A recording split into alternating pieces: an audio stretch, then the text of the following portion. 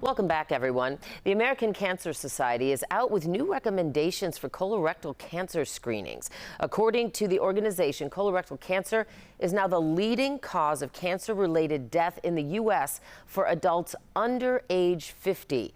Joining me now is Dr. Arif Kamal. Thanks so much for being here. You're the Chief Patient Officer for the American Cancer Society. Doctor, first, can you talk about this new research showing that colorectal cancer rates are rising in people under 65, particularly among younger adults? I mean, why are we seeing more cases in younger people?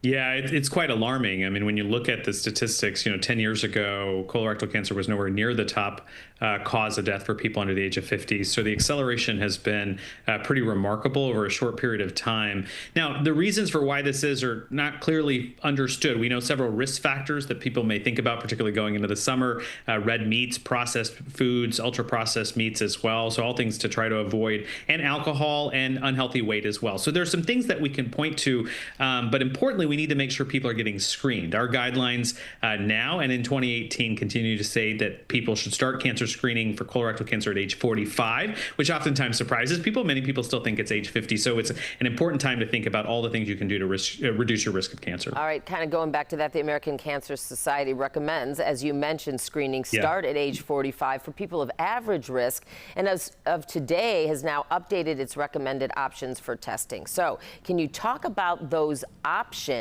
And can you tell us which ones are new additions? Because I immediately think of a colonoscopy only.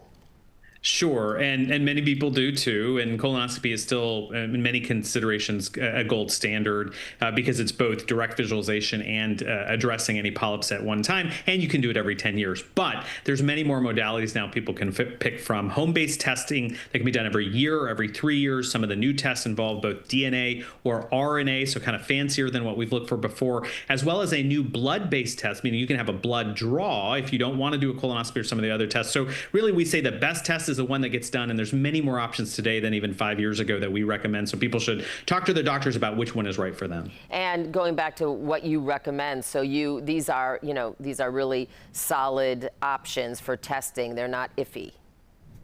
They're not iffy. They're a little bit different. So the blood-based test, although that might sound convenient, is a little bit less at finding very, very early stage cancer. So it is exactly what you said. Talk about your family history and your risk factors with your doctor, and then find the right test that works for you, both as it relates to your risk, but also what's convenient to fit into your very busy lives. And I think it's really important to just ask one more time, who specifically is at an increased risk of colorectal cancer? And other than not eating or limiting red meat, don't smoke, don't drink, what else could they be doing differently?